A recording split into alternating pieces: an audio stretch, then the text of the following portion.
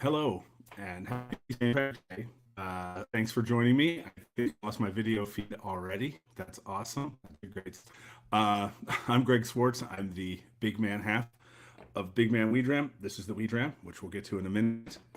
And probably needless to say, we're drinking Irish whiskey today. And my guest today is not only an Irish American, as pretty clearly evidenced by her name, she's also the producer who I went to Ireland with a few months back. And we're going to talk a lot about that because that was all about Irish whiskey. And so without further ado, please welcome Miss Kerry Moynahan. Hello. Ms. Kerry Nice to be here. Thanks for having me, Greg. Hi. Oh, thanks for coming on. Yes. This is a good early start for St. Patrick's Day for me. Yes. When you said 1 o'clock, I said, oh, that's good because we can, it's after 12. We can start a little early and then still go wait in line at some Irish pub somewhere for 3 hours before we can get in. Well, I do this early because a lot of the people who watch regularly are in the UK or in Ireland. Right. And if I do it too late, if I do it any later here, they're not going to join. So, this is exactly. And this usually marks the end of my productivity on a Friday. Love it. I've gotten a lot done. Yeah, working with because you've been working with people in Ireland now. Like working with people that far ahead of you, like you start work stupid early in the morning. So by lunchtime, I feel like I've done. Well, but it's great now. We got an hour extra now because it's when we did the daylight savings, it went to 7 hours instead of 8 hours. I thought that was going to change, but so far it's still saying 7 hours on I think it's this weekend clock. They changed theirs. Oh, darn. I'm pretty sure it's this weekend. Maybe if there's someone here, they can throw in a comment. Yes, maybe they can. I'm pretty sure I saw that it was this weekend. So I don't know about you, but I have in front of me here, which I'll show you one by one, many of the whiskeys that we explored whilst we were in Ireland. I've got a Teeling. I've got the Friend at Hand. You got the big one. I forgot you got the big one. I only got the wee Dram in a bottle. It's really good. It's really good. I haven't tried it yet because, again, I only have the wee Dram. I have this, which I haven't even opened yet, which I'm pretty excited about, the Killowen. Oh, yes. That's good. I got to get some. I have to get some of that when I'm going back to Ireland. So I have to get some of that. Waterford. Yes. Waterford. And Writer's Tears. Wow. You got the whole collection right here. Well, I'm out of Clonakilty. I finished it. I really loved that Portcast finished Clonakilty, and it didn't. I just got some, and I forgot to bring it up here. We just had the Clonakilty screening event on Wednesday night, which unfortunately you had to miss because you were under the weather. So now I have about yay much left of each bottle. So I have the port. The gin was we used the gin as the welcome cocktail, and then people wanted to taste it on top of separately. So there's no more gin. But I didn't get to try it as a regular gin. I only had it in the cocktail, which was fantastic. But then we have an Imperial Stout as the single barrel, which is different than what we had while we were there. And then we had a Bordeaux finish instead of the 15-year because they didn't have any 15-year available. But it was pretty good. I like red wine finishes. I do too. I'm really into the port finishes lately, so I'm very glad that I was able to get another bottle. I told the bartender, I said, if anybody wants any extra of this, say no. Anything else they can have extra, but I want to have as much as possible. Because this is the Teeling I got the day we were there, and this is a red wine finish Teeling as well. Yeah, so I'm going back to do pickups at the end of April to Belfast when I'm flying into Dublin. And I've already started making a list of things I need to go pick up for some of my events that I can't get here, like the distillery only Teeling, which I got for myself. And then I thought, well, that was stupid. I should have gotten 2 of those. And then I have the other one that, was it Sarah? Is that her name? The PR lady gave me. But it's the regular pot still. So I was like, well, we can get that here. So I'm going to go back and grab the distillery only for the event. And I'm already reached out to Glendalough to get their 4-season gins because you can't get those here either. And I've got to stop by Killowen and 2 Stacks and stack up. Awesome. Well, I see that Guy Satchwell put in the chat that the clocks change next weekend there. So okay, not next tomorrow, weekend, but the following Sunday, I guess. So we've I guess we'll have to get a lot of 7 hours. Yeah, we got to get a lot of work done this week.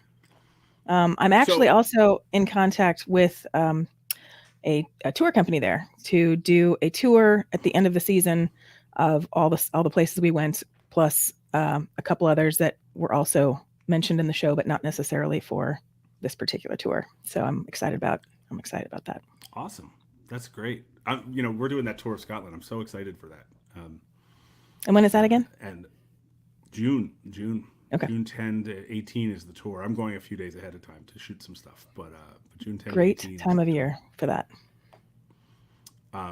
Yeah, and so just I think a lot of people who might see this don't know what we were doing in Ireland, and I know I've said it a few times here and there, but in a nutshell, Kerry's a longtime podcaster who was the first podcast we were ever on when we were launching the film, very first one. Yay! And then, well, I mean, you could sit. I'll shut up. You can say it better than I can. I just want to say about the evolution of your podcast and how that involved me and Fonz. Right. Okay. So actually, a friend of mine who went to high school with Greg told me about Greg's film. And so I reached out and I said, let's have you on the podcast. My podcast originally started, we were doing a whiskey show pilot called Whiskey: A Chef's Journey, which I still need to finish.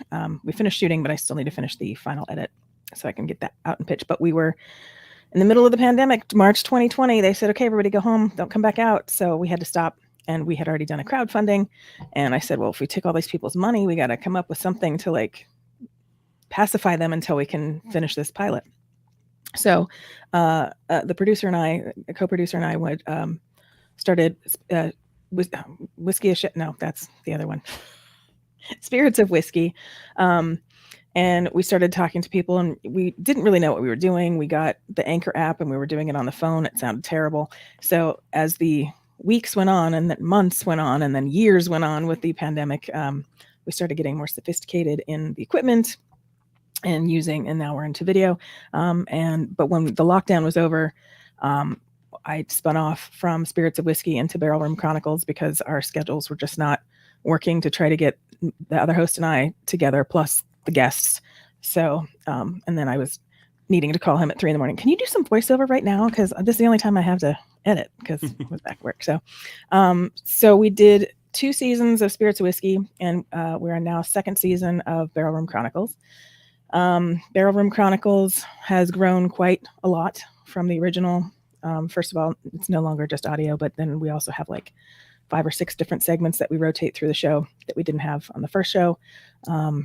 And it's just been a lot of fun. And this year I decided, you know what, now that we can actually travel about the world, let's go in person and do a whole season in person. So we shot, I haven't decided yet. We have at least 12 episodes. There might be 14 from what we have. And then this end of this month, I'm going to Hawaii and I'm going to shoot at a distillery in Hawaii, which is veteran owned, which is going to be fun. And then at the end of April, I'm going back to get pickups in Northern Ireland. So that will be fun. And then we'll see where I go after that to finish off the season. Nice.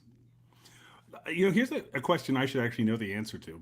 And I think I do, but I'm going to let you say it. What made you decide to do Ireland first because you wanted to add video, right? And that's kind of what we did. We added this you can watch the podcast on YouTube now, or still listen to it on all podcast channels. But if you want to see all the fun stuff that's being described. But what made you decide to do Ireland first?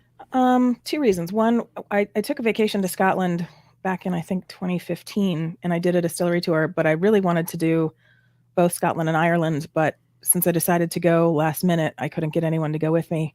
So I ended up just hopping on, a pre-made tour that was a distillery tour where I wouldn't be by myself because everyone said, you can't travel alone as a woman. It's not safe. So fine.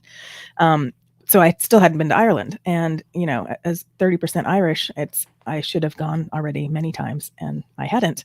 So I said, you know what? If I'm gonna do this, and then the other part of it is the Irish whiskey, the Irish whiskey is booming right now. They're just growing and growing, growing. I mean, 10 years ago, 2 or 3 distilleries. Now there's 30, maybe something like that. 40. I don't know. There's probably another one since we've been talking. Oh, I'm sure. I'm sure somebody else got a license. Somebody else threw some spirit in has some new mate coming out the top of the still right now and putting in a barrel somewhere. It's funny because everywhere we went, people would say, "Oh, have you been to another place?" And half the time we hadn't even heard of the other place. It was right. So some of them are so new they don't even have anything yet, and some of them are still just sourcing whiskey, and it's crazy the speed of growth and the excitement around it. You could feel it. Yeah. And I just love the energy of all the Irish people, like going back to the roots, saying, we were number one back in the day when whiskey was in its heyday. And it was really, it's always been sad to me that, Irish whiskey was like the biggest whiskey in the world. And then 100 years ago, they're having their war problems and we're having our prohibition and everything just went away. It's just sad. So I'm glad to help promote getting the Irish whiskey back out there.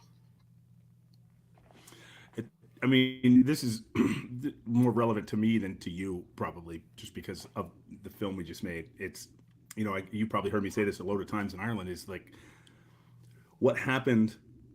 The story of our film is the story about what happened. Right now, it's happening in Ireland. Like if you go to the distilleries, if you go on Kerry's tour, there's a little plug. If you or just even the podcast themselves, it's happening right now. I mean, there's so many places that are just, they're making, I mean, like we went to Killowen, which was great. It's like a one-man operation, and there's other ones like it too. Other people have told me. Someone just and it is literally the smallest one-person distilleries. It is. Killowen is the smallest distillery I think I've ever been to. I have a friend who has a distillery here. His name is Greg Stark in Pasadena, and they have a distillery, and it's not very big. But I'm pretty sure it's bigger than Killowen. So, but yeah, it was great. And it was great seeing how he could utilize such a small space and get out so much spirit. So, you ever see those videos of like tiny homes?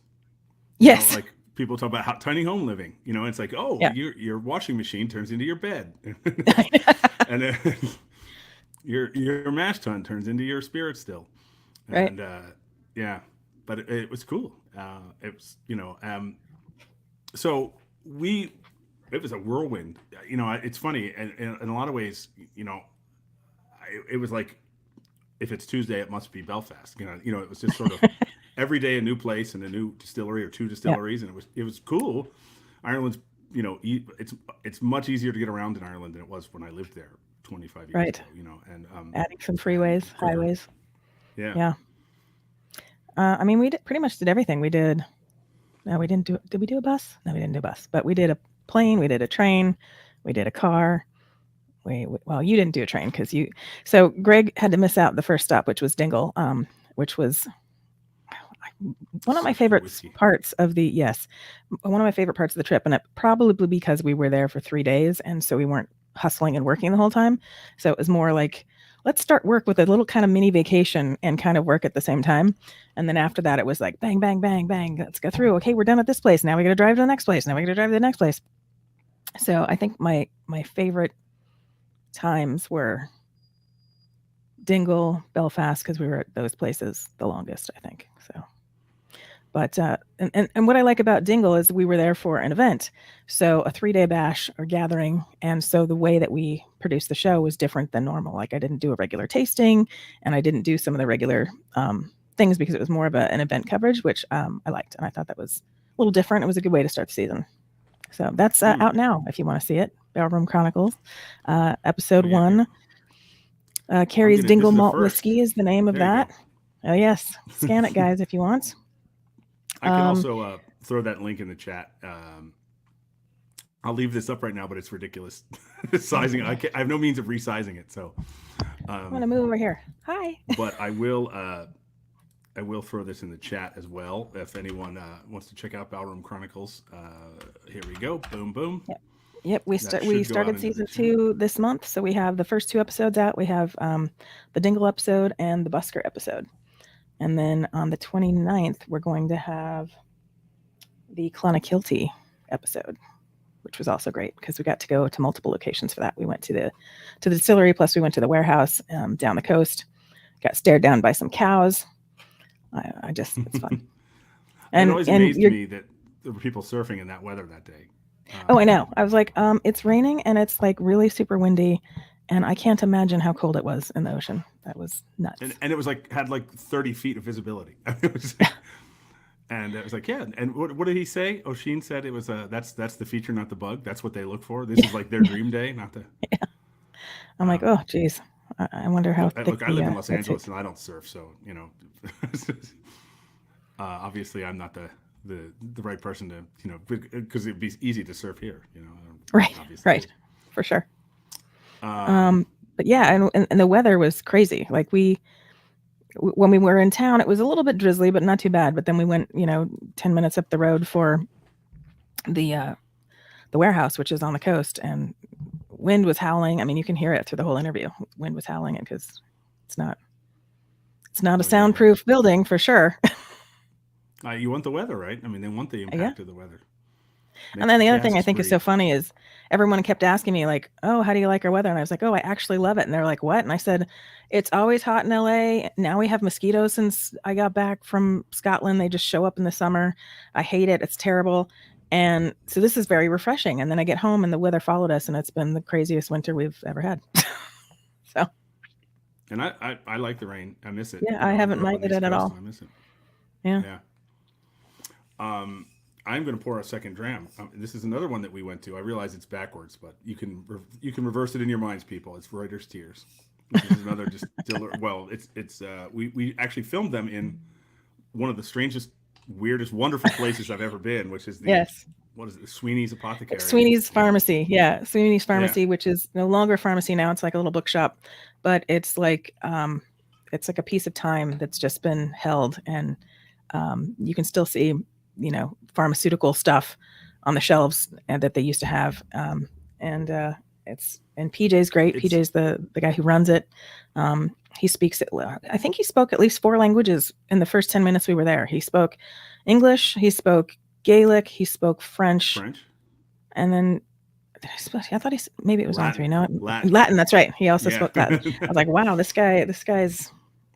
He's like a James Joyce character. So in case anyone doesn't know, Sweeney's Pharmacy is featured in Ulysses, and Leopold Bloom goes there, and so they've kept it. Now it's basically like a museum to homage to James Joyce, and I feel like PJ is like a character that like jumped out of the pages of this book.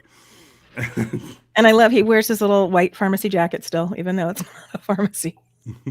But that episode is coming out on. Let's see, April 12th. So look forward to that. It's me and Bernard Walsh, and we try quite a few Writer's Tears and Irishman, geez. Irishman and Writer's Tears, and the Redhead. If anyone has not had it yet, it's hard to get here, but you can get it if you try hard. That was my favorite. Oh, you still have? Oh, yeah. No, this is not the Redhead. I wish I did. This is This was purchased here. I bought this. Yeah, the Redhead. The Redhead did not last. I think we finished. Did we finish all the Redheads before we left?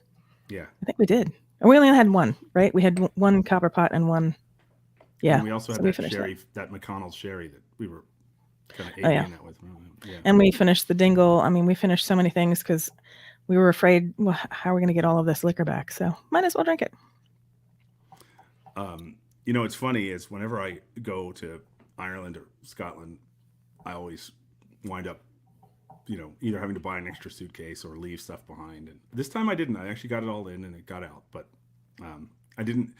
My connecting flight back was so bad. It was supposed to be fine, but it was so delayed that I had to race through Heathrow to get onto my main flight back to LA, and I didn't have time to go to any of the duty free in Heathrow, which is a really good duty free. Yeah, that's a good duty free. C'est la vie. My wife does not think that was a bad thing at all because I still bought 8 bottles of whiskey home. Yeah. I'm going to have to bring an extra suitcase. I see our friend Ness is drinking at Sheestown from Waterford. I have some Waterford here. I don't have the Sheestown. I actually have the micro cuvee that we got when we were there that day. But we spent an amazing day there. That was the only place that we filmed that we had also filmed for The Water of Life. That's true. And we actually used one of the same rooms. Like they really just like to use that room for filming. Well, although it did look different. It does look different because they've added a bunch of drams of different expressions to the shelf. But also the other room you filmed in, the little mini warehouse. Were you in there too? Yeah. Okay. So the place where the fun behind the scenes. This is the place where I dropped the wireless mic receiver behind a stack of barrels into 100 years of cobwebs, and let's assume cobwebs and not active spider webs. But like a nasty, nasty place. Yeah, I said I'm not reaching in for that. Somebody else has to go. Neil got it. Yeah. Neil, the head brewer at Waterford, he's the one who actually got a pulled it out. Yeah, something. Yeah, so we tasted straight from the barrels there. That was good. We had some peated, some non-peated. We tried what? How many did we try? The Like heritage barley, the Hunter Mm-hmm. Heritage. Yeah. Yeah. And was it two I'm bummed and I two? didn't I buy a think. bottle of that day because I didn't have that. I know it's in the U.S. I just haven't seen it yet, and I loved it. The Hunter Yeah, it's Heritage. kind of hard to find things here, and I get really excited when I do find things. Yeah, but so which one are you drinking now? I'm drinking the Writer's Tears. Ah, yes, the Writer's Tears. And I'm bad. I'm having coffee. Well, I saw that Lynn Schatz, who's a longtime friend of the film, who's actually coming to Scotland on our tour, the tour we're doing in June. She and her husband are coming. Oh, great. She's drinking the Silky. That is what I was actually drinking at the beginning, but I didn't bring the bottle with me down here because it's not one of the places that we filmed. So, right. But I was drinking the Sleevely Silky. I want to try that. So the other thing that I do is produce another podcast called the Cocktail Guru Podcast with Jonathan and Jeffrey Pogash, father-son team, and we did the finale last season at Tales of the Cocktail. And Jonathan had a Silky sponsored happy hour, but my flight came in, and by the time my flight came and I found my niece who was coming, and she was coming on a different plane, and by the time we got a cab, I missed the happy hour, and I was like, oh, I really wanted to try the Silky. And he goes, oh, I should have saved some. I said, yeah, you should have. But I digress. There will be a time when I get to try it. Yeah, I mean, it was one of I've become good friends with the podcast, the Dram podcast, the two Canadian women podcast. Yep. There was one of their favorite whiskeys last year. They picked it as their Irish whiskey of the year, I think.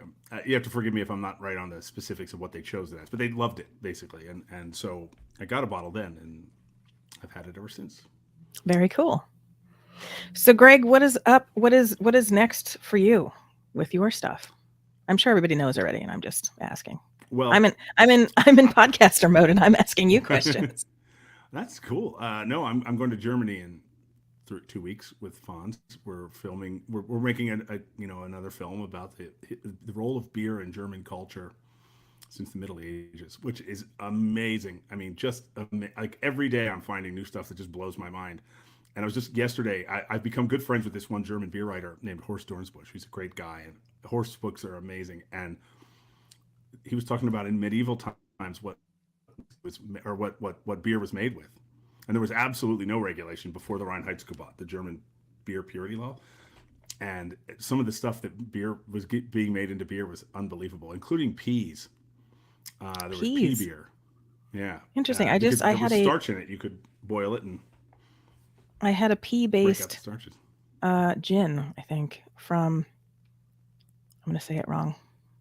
It's a farm to glass distillery in Scotland. I can't think of how to say it right. Arbiki? But yeah, I have, yes, Arbiki. I know they're very experimental there. Yes, they have a pea-based gin. So it was quite interesting. Well, people in Germany were also putting hard-boiled eggs in beer to sort of cut the bitterness. Oh, gross. I don't know how that would work. Did they hard-boiled? So they just like drop it in, or did they chop it up, or? I know that some, I gotta be honest with you, I only know enough about wine to be dangerous, but I know some Cabernets have an egg in them. They'll put one egg in a cask because it cuts some of the acids that develop in the Cabernet. Huh. And because the ones that they have to say on the bottle that they're not vegan. Oh, that's interesting. I don't know the details as to why. Someone smarter than I am can throw it in the chat if someone's watching I don't know. that knows why. But so yeah, we're doing that, and then I'm going back in June for the tour of Scotland, which is really kind of cool. I'm working on some of the details with the guys right now. That's kind of fun. I'm going to ruin one of them, Lynn, if you're still watching. We were basically trying to figure out the most efficient way to get back to the mainland. I spoke to one of the charter boat companies today about chartering a boat back, and it's possible they do it, but then they also in the message warned me so completely that it was like, very rough seas. A lot of people don't enjoy it. It is a 3 hour in a small boat in in the North Sea, and it's kind of famously choppy. And it was like, Yeah. I don't think this sounds great. This might not be worth the convenience. Yeah. The Calmac ferries may not be super consistent, but they're comfortable. They have a buffet. Yes. Right. And on those big ones, you can drive your car right on it and park it downstairs and go upstairs and right. sit at the bar, have some food. That's what we did. Yeah. It was nice. Absolutely. But yeah, I've done when I was working in the Caribbean, we had a charter company that I worked with quite often to go back and forth between St. Martin and Anguilla. And luckily I don't get seasick, but there were some. So when I was helping people go back and forth, and then they're like, who doesn't get seasick and can do this? And I said, all right, I'll do it. I'll see ya. So. I may get seasick now. I don't know. I never used to get nauseated in any kind of situations at all. And years ago, I was on a ferry from France to Ireland, from Le Havre to Roeselare. And there was a storm. It was an overnight ferry. It was a ship, basically. It was a big, you had berths, you slept in it, and it was, the storm was so bad. This was in on August too. And the storm was so bad that they announced that they were going to go out to sea farther to avoid the storm. But it was going to add 12 hours to the. Oh my God! Like they went way out to sea, and it was comically rough. The ship. I mean, there were people. There were crew members getting sick on this boat. Wow. And at the time, I just did not get seasick at all. And I went to the ship's galley and to get lunch, and it was just me and this old man who looked like he was from a fish sticks commercial, or a cough drop commercial, white, in a yellow slicker with a white beard, and he and I just sat there talking, eating shepherd's pie, which is the grossest thing in the world when everyone's seasick. But I to this day, anytime I ever eat shepherd's pie, that's what I think of, is just being on that ferry with the Gorton's fishermen. That's hysterical. And you didn't get sick after eating the shepherd's pie? And okay. That was my first ever trip into Ireland. Nice. The only thing that happened to me was someone's backpack on an overhead rack fell and landed on my head. But ouch. That was fine. It just hurt. It was a 40-pound backpack, but it hit me right. It just scared me more than anything. That would not be good for my neck. My neck would not appreciate having something fall on my head. Yeah. I'm too broken. Too many herniated discs. Neck, back. I'm surprised I can stand. But, this is ridiculous. I've never been in a ship like that ever since, so I don't know. We'll see. Yeah, the last ferry I was on was from Isla, I think. Yeah. And the last little teeny charter was in the Caribbean. Well, and it was funny because it was just, they just had this, it was just I don't know, 10 rows of seats and this little boat with a top, a convertible top. And then they'd have an igloo cooler in the front, and they'd be like, who wants a beer? And I'm like, you're offering people beer on a little teeny choppy boat. And this one lady was like, oh no, that's not a good idea. Other people were like, yeah, no, I'll take one. So it's kind of funny. Anyway, you're going to say? Yeah. No, I was going to say, one of my friends, I said, it's a 3-hour tour? And I said, yes, and I know where you're going with this. He's like, yeah, but maybe the island you'll wind up on will have whiskey because you're going to be next to Isla. I was like, yeah, maybe. Yeah, maybe whiskey galore, and just right there, get on the little. I like that movie, and they did a good job with the remake because it's really pretty much the same, just in color and nicer. So on Amazon Prime, there's a Scottish series called The Grand Tour of the Scottish Isles. It's a travel show, and each week he goes to a different island, and he goes to Eriskay where that happened. And the woman who runs the pub there's one pub on Eriskay in the Hebrides, and the woman who runs it has bottles in the pub that came from that. They're undrinkable now. They've been compromised by seawater. And she said they're undrinkable, but they're on decoration. They're just there for decoration. But she had 2 or 3 bottles, and this was probably filmed 7 years ago. And she said to that day, people still every now and then would come back from clearing out their uncle's house, and they'd find he had a bunch of bottles hidden in the attic, or they wrecked the old school. They tore down the old school building. They had been abandoned for years, and they found that someone had hidden 20 bottles in a shed or something. Oh wow! That's cool. I always love hearing about, like, especially like prohibition times where people buy these old houses and then they go to renovate it and they open up a wall and all of a sudden they've got, 16 bottles of something like completely Yeah. just, untouched for 100 years. It's crazy. That's the kind of house And I'd if want it, to buy. yeah, I think if it's kept in decent conditions, it's probably good. I mean, it's pretty Yeah. shelf I mean, stable as stuff. long as it's not open and the seal's not broken and it wasn't in the ocean for 100 years. Guy said he was on the Isla Ferry the day before yesterday. Lovely Nice as guy. usual. Wait, is that our That's Guy who you're guy? talking to. Yeah, yeah, yeah. That's Oh, your guy. yeah. I That's our told him, I guy. said, yeah, call me, but I have at 12:45. I got to get ready to talk to Greg. Well, Yep. there you go. He's watching. He's Well, back Guy, on when we're band done on here, you can Scotland. call me. My number's in the email. um, so My dog is one of the snoring. things that is cool with what you're doing right now is, and I'm going to say something that's only going to help people in Los Angeles. So I'm sorry about that, but with the way Kerry's been rolling out new episodes of the now video component podcast is with doing tastings to sort of at local venues and sort of tasting along, and it's sort of as this interactive experience. And let's face it, the whiskey is also, it's just a chance to drink some whiskey you wouldn't have otherwise. And Right. um, Yeah. So we've done. So we've already. So we did Dingle. We did 2 at the Busker. We did 1 in LA and 1 in San Diego. The Busker we did in December, and we did Walsh whiskey in December because I thought I was going to be. Well, I was supposed to go to Texas for work, but then. Well, for those of you who don't, actually, this is a good story. The night that Greg picked Alfonse and us up from the train station when we met to get together to move on to the next phase of the trip, in the middle of the night, my roommate called and said he had stepped and then fell on my dog, and they were at the emergency, and he was going to need surgery and all this stuff. So fast forward to now, he had surgery back in first week of November, and he's been in therapy, physical therapy, for like the last month. And they said once he's out of the cast, he's going to have to go to therapy. So when I was going to go to Texas for work, there wasn't a place that did what he needed that was at least an hour away. So I said, okay, so if I'm an hour there, 2 hours while I wait for him, an hour back, 3 days a week, that's 4 hours out of 3 days a week that I'm not at the office. That's ridiculous. Where if I stayed here and worked remotely, then I could drop him off and then any number of people could pick him up, and it's only 20 minutes from my house. So long story short, one of the many reasons I chose not to go to Texas was because of the dog. But why was I telling you this? I don't know. just what happened while we were there. That's why I had the events in December, because I was supposed to go to Texas. So I had them early, which fine, it was fun.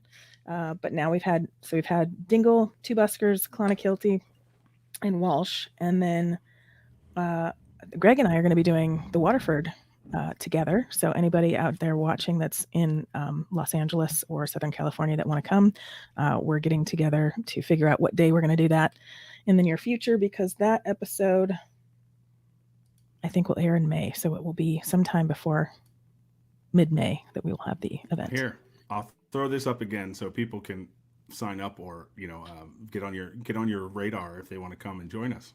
And yes, and you can also sign up for our newsletter, which is on the homepage there. And if you sign up for the newsletter, you also get a digital copy of our coasters, so you guys can print those out and use them at home. Nice. I'm just bringing up all kinds of stuff now. We're just going to fill up the screen eventually. Yeah, but now I don't know if the QR code's going to work because the thing is over. You're right. It won't. Sorry. Well, hold on. The QR code's probably better, even though it's bigger. In the future, well, it depends. If people are watching on their phone, they won't be able to do it anyway. So yeah, I was watching the Oscars the other night, and they started putting QR codes up, and I said, "Oh, they're copying me." That's what I started doing. So it's the ideal thing to do these days, throwing up the QR code. Well, which is it? Is it Ardent American? I think it's Kilhoman and Ardent American, right? They're the ones that are QR coding their whiskey, where you can find out I don't know. Some of the data about the whiskey. I know they're both doing blockchain transparency stuff, so it would make sense, but I don't have any near me. I've only got Irish stuff here in front of me. Yeah, I think if we're talking American whiskey, I think some of the stuff from Cascade Hollow has little barcodes like that. If I remember correctly, one of their special editions that Nicole was making had one, and you can find out about the bottle and everything. Well, this is going to be backwards, so it won't be super helpful, but this is talk about like levels of transparency. This Back of the Waterford has this thing called the terroir code. Yep. This one is C009VAR01. And it is absolutely next level, the information that they'll give you about this whiskey if you want to find it. And this one would be interesting. I haven't done it with this because on their single farm whiskeys, you can actually go to a page and listen to a live audio feed of what the field sounds like. Oh, wow. That's crazy. Since this is a cuvee, I don't know how they would do that. I can't imagine you can go listen to 6 or 8 farms worth. Well, I mean, if they put it as a mashup, I guess it would be a noisy little piece. I've never actually gone and listened to my whiskey being grown before, but hey, more power to them. As Mark says in our film, always a first. We store the inside leg measurement of the guy who grew the stuff. They have books. Waterford's crazy. It's like a supervillain's lair of whiskey making. Yeah. That was a great tour. You know what distillery really really impressed me with the facility and actually the whiskey too was Rowe & Co. In Dublin. Oh yeah, that bar. They have a cocktail bar. That was great. That's basically built in the old Guinness power plant. It's the old power plant that powered Guinness until the mid '90s, and now turned into a distillery. And part of it, halfway through, there's just a glass wall. And on the other side of the glass wall is just basically what it looked like. Sort of like you're in the middle of this before and after scene of this really, really kind of slick, nice, elegant cocktail bar, and then this abandoned industrial site. I loved it. I had such a good time. Yeah, it was great. And I got, which one did I get? I should be doing this downstairs near all my whiskey, but I got one that was some sort of wine finish, and I can't think of what it was. And it was delicious, and I loved it. And they said it was a one-off thing, and we only have like 2 bottles left in the gift shop. I should have bought both, but I only bought one because, again, I was like, I don't know how much whiskey we're going to be bringing home. So I got that. And then later I interviewed the master distiller, and she said, "Oh, I don't even have that. So you're lucky that you got it, because we are out. And I didn't even save one for myself." So crazy. They gave us that taste of that one whiskey that had been finished in an IPA cask, and it was gone. I mean, I tried to buy, I loved it so much, I tried to buy it, and like, oh no, that's long gone. This is the last bottle of it. Speaking of IPA, I think Waterford Terroir Experiment. I mean, I think my opinion is no. I think they're not just blending their malts; they're also doing that. It's and I think part of the terroir is that they're, look at this, we're switching back and forth. Our video's losing. Yeah, that's weird. Sorry guys, we're having some weird internet issues, but in any case, I mean, Waterford still doing all single farm stuff, and I think if anything, they're doubling down on some of now they're doing different grain varieties and barley varieties and stuff. I think cuvées are just in addition to. Waterford's going to be interesting because it just keeps, I remember, I'm paraphrasing Mark Renier here, but when they released the first one, he said, "This will be the worst one you ever," because it's getting older and better, and we're going to do better too. Yeah, and I like that they pick the farmers each year, and they go through and taste all the grains, and so one farmer may not be back the next year, but maybe back the year after that. So they keep it fresh. I like that. Well, the one thing I know, for example, the one cuvee they did was the organic, and they said the reason it's not a single farm is there wasn't a farm producing enough to do a release. We had to, if we wanted to do that, they had to vat them together. And with the biodynamic Luna one, I think it was, there just wasn't enough whiskey being produced to do a release. It would have to been I think it would have been too big for a single cask and too small for however many casks go into their main releases. I actually don't know the number. Right. Yeah. No, their facility also was amazing. Like, it was huge. And like, I loved when we walked to the end of the building and we walked outside, and then you could see all the trucks coming in, and they were putting and they were marking each farm's grain as they were putting them into these giant, silo tubs and things. And I was like, wow, that must be so confusing to keep track of this farm, this farm, this farm, this farm. That's more power to them. Get to film there. They have that place they call it's a few miles away called the Cathedral, and it's all these isolated grain bins to completely separate from one farm to another. Christopher Malloy said, I'm rooting for them, but I can't really find this stuff, and the few bottles I've seen were way too expensive. They are pricey. Certainly they were very expensive when they came out, and they have come down. I mean, what was $99 is now $69 for me around here. So I mean, it's come down considerably. I also know, I don't know the details. I'm not being coy. I know it's happening, but I don't know the details. But I believe Waterford is changing their distributor, their U.S. distributor. Okay. And so I assume that's a move to get into more places. Why would you change your distributor to get into less? Right. So I assume it's unless you were fighting with them because they weren't doing what you wanted. Yeah. And but I do think that a lot of their main releases, have come down considerably on price in the last year.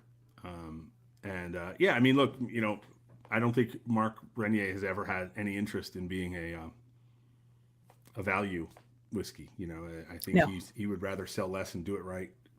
Yeah. His idea of what is right. Even down to his bottles. His bottles are gorgeous, and then they have those really beautiful glass. Can you show the glass top when you pull it out? It's the whole thing is glass, so it's very fancy.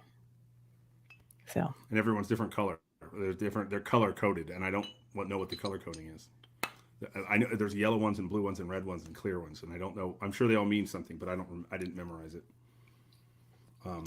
It's an interesting place.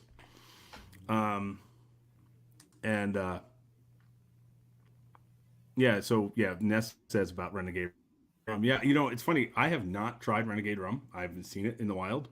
I remember when we were there, Mark Newton told us that it was any day now, maybe even that day they were expecting a pallet of it to be delivered there. Right. We didn't see it. Happen. How much how much does a glass top add at top end of the price? I don't know. I honestly have no idea. I'm sure it's not that much. Yeah. I mean, I think cork has become incredibly expensive, and I don't know. I think the EU is penalizing cork producers because it's not sustainable the way it's harvested. So I think glass might be the way to go, because I don't think they wanted to do plastic. I think they're trying to be very eco-friendly, and this is 100% glass. Yeah, I mean, there's a little ring of plastic, but it's not very much. Yeah, there's a tiny this little seal is plastic, but this is all glass. Anyway. And then he said if once you finish your bottle off, you can take the plastic piece off and just use it as a decanter top. When I interviewed him, so. Oh really? Yeah. Oh nice. That was on a Spirits of Whiskey episode. Back. So yeah, anyone who wants to watch any of the old Spirits of Whiskey or listen to the old Spirits of Whiskey, you can find them on the Barrel Room Chronicles page. We had Mark on. He's a talker. It was a long interview. Yeah, dude. I mean, he's great that way, in that you start him going and then leave, you go get yourself lunch and come back and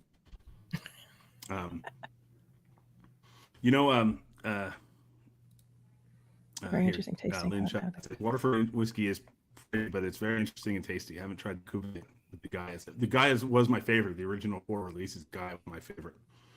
And I have 2 different cuvee, and this is actually, of the 2, the other one is only very slightly is my. This is the new one.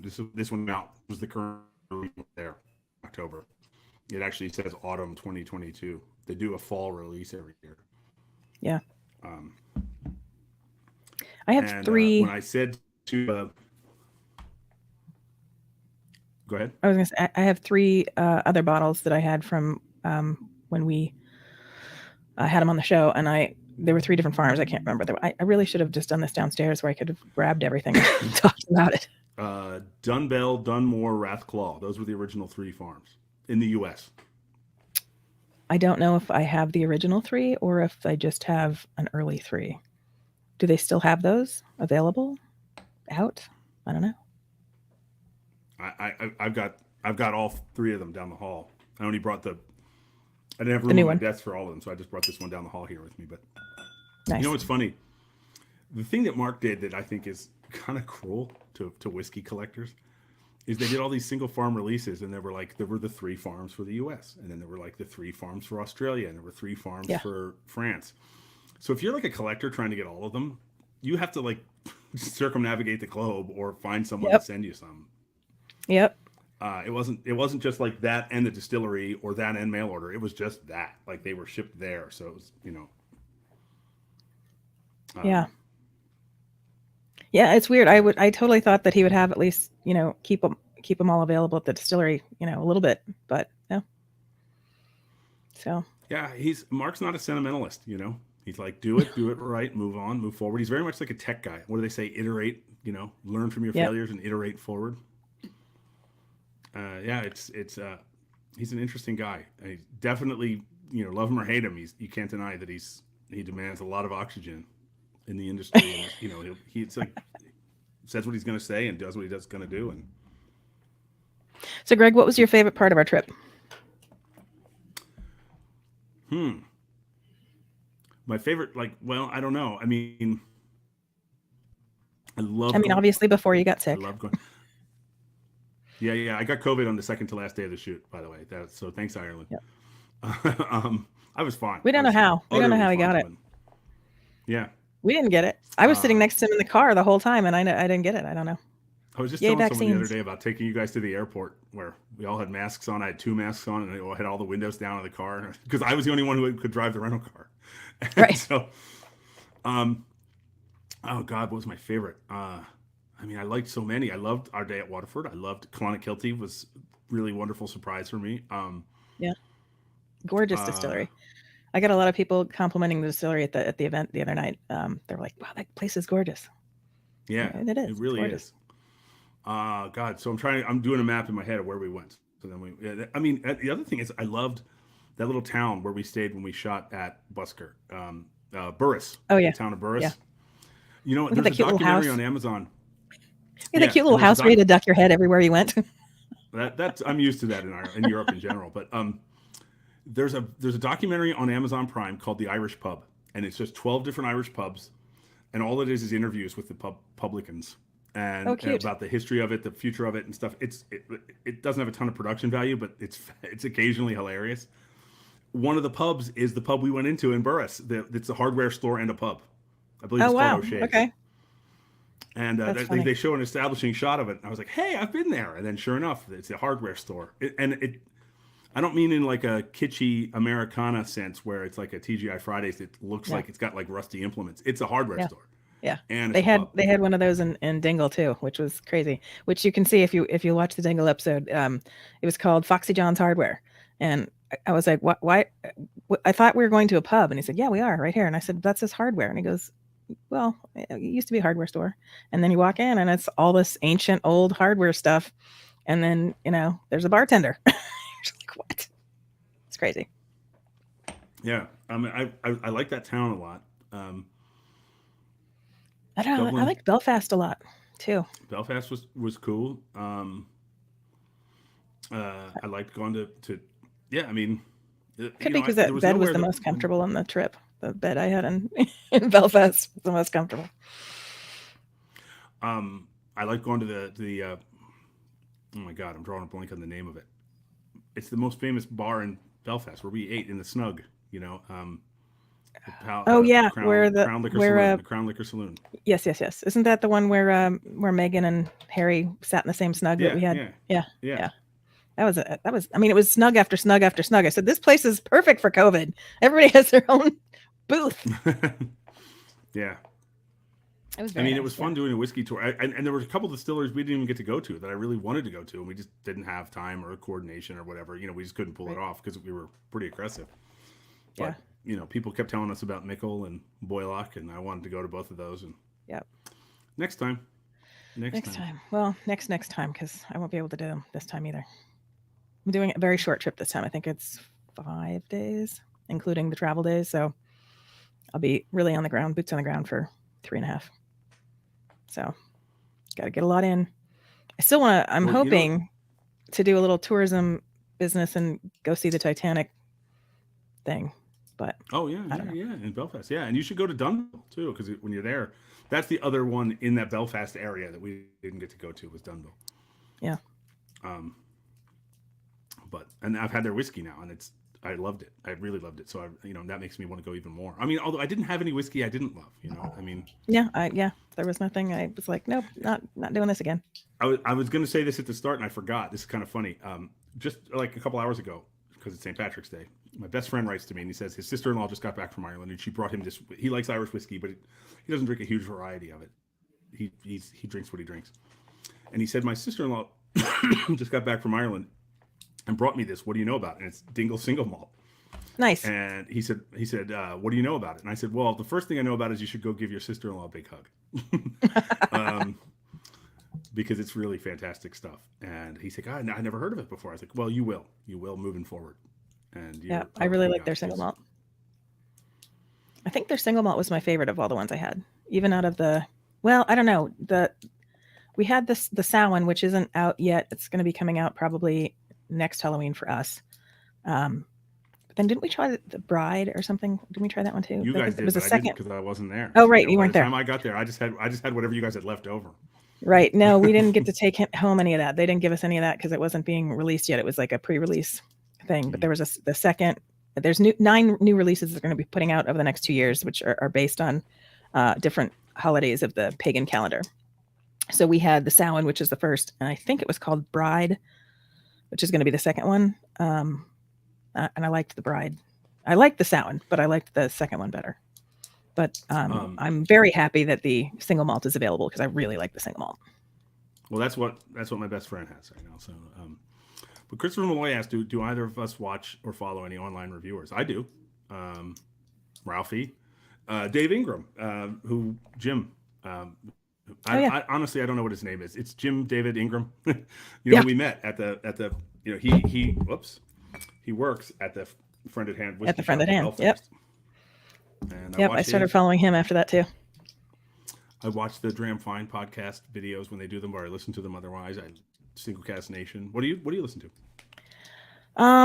Not too many things. I'm starting to try to broaden my listening for research and other reasons. I listen to Whiskey Cask, of course. I mean, everybody does. And I'm now watching. I'm starting to do a lot more videos. Like I watch. Bo Cumberland has. I think it's called Build a Bar, and him and his brother, they review a different whiskey or something that they think should be at your home bar every week. It's pretty new. It's only had probably like 20 episodes, but they do it like every week. So it's a lot. And I think that was pretty much started it this year, but I like that one. I'm starting to get into more. I listen to Bourbon Pursuit every once in a while. I listen to Whiskey Unscripted, which is with Gordon and Gordon. They're Scottish guys, work for Ian McLeod. So, yeah, I listen to them sometimes. They're funny. A lot of times, when I listen to podcasts while I'm driving, but I also listen to podcasts while I'm showering. Oh. I'll just take the phone in the bathroom with me, and I'll just throw it in and just listen to people who have become my friends, and I listen to them while I'm naked. So there you go. If any of them are watching, that makes you very uncomfortable. So you've been listening to me naked. Okay.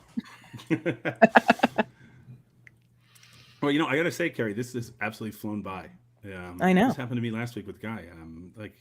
I always try to keep this to 50 minutes. I never do, but I have my little cushion. There's no network executive going to come cut me off. Right. I do try to keep this under an hour. So, but my goal is always 50 minutes, but I never do it. And it's just great talking to you. And it's great talking to you too. And it's great working with you. I had so much fun working with you and Alfonse. What I really love is finding a crew that not only do you get along with, but that you have the same interest in, and that you're passionate about what you're actually filming, which is a lot different than most of the reality shows I work on. So it was just a lot more fun to be involved in a production that's, with good people and people that are interested in the subject and want to have a good time. Whiskey. And of course, The good whiskey helps. good whiskey definitely helps. Well, before we bail on this here, I'll throw this up one more time if anyone needs to see it. Hi. I'm going to slip over to the side again. This is the QR code to Barrel Room Chronicles, Kerry's podcast and website. And hopefully you guys can find out some more and listen to some of the upcoming episodes. So far, Alfonse has done a very good job of cutting around me actually being in the spot, physically in the videos, but I'm there. I saw you in the mirror on Clonakilty, but I had to look for you, and then I was like, oh, there's Greg. Because there's one point where I turn off to the camera and I look and I'm like, oh, can you see him? Oh, you really can. But it's like you're an arm or something. It's like not even. But yeah. Well, it's funny. Alfonse was teasing me about the tour at Busker at Royal Oak, because he said, I was like kind of running along behind you guys while you're touring. He was like, occasionally you guys went in different directions, and he was like, yeah. And he said, I could sense, just not the person filming this, not knowing who do I follow here. But it, hey, it was just real. It was authentic, and it was also easy to cut around. But I mean, it was just, you guys were having a real conversation, and so yeah, I like that kind of stuff. I did too. Well, it was a great tour, and we have that great picture. We should put that up. We have that great picture of us in front of the pot still, where we're standing back to back, doing the barflies, the back to back, gangster. Oh wait, let me go this way. Do that. So if anyone wants to catch the show, we put it out every other Wednesday, Whiskey Wednesday. Oh no. That must be my iPad. I don't know where that came from. But we oh, stop talking, Siri. I don't even know where you are. That's so weird. That's awesome. I didn't know my iPad was in here because it's not my phone. Sorry, but every other Wednesday, and then for the first half of the season, it'll be primarily Ireland. There will be a few other things sprinkled in there, and there will be this Hawaii episode, which is coming up too. So that'll be fun. Awesome. Well, thanks everyone. Next week, by the way, I'm going to be joined by Andrew Moldenauer from the Beverage Testing Institute in Chicago, which I'm pretty excited about. Andrew's a great guy, and he's not only has like a ridiculous amount of different certifications within wine and spirits, but he's also really good at kind of conveying and communicating that stuff. So I find that by planning these a couple weeks ahead of time, I really can get some momentum going with getting guests who we can actually say, well, this week doesn't work, let's do this week. And I was really glad that you could do this because we were in Ireland and it's St. Patrick's Day. So and I've got my green on. I saved a tiny bit of whiskey. So nice. Cheers, everyone. Sláinte. Thanks, and happy St. Patrick's Day.